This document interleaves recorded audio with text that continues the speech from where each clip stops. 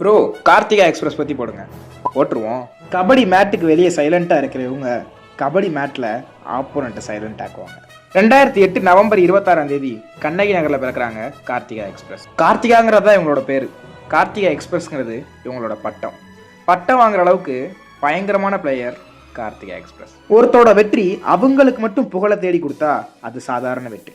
அதே வெற்றி அவங்கள சார்ந்தவங்களுக்கும் புகழை தேடி கொடுக்குது அப்படின்னா அதுதான் சாதனை. அப்படித்தான் கண்ணகி நகர் டீமை இப்போ உலகம் பூரா தெரிய வச்சிருக்காங்க கார்த்திகா எக்ஸ்பிரஸ். அவங்க டீம் இந்த உலகத்துக்கு காமிச்சது வேணா அவங்களா இருக்கலாம், ஆனா அவங்கள இந்த உலகத்துக்கு காமிச்சது அவங்க கோச் ராஜி.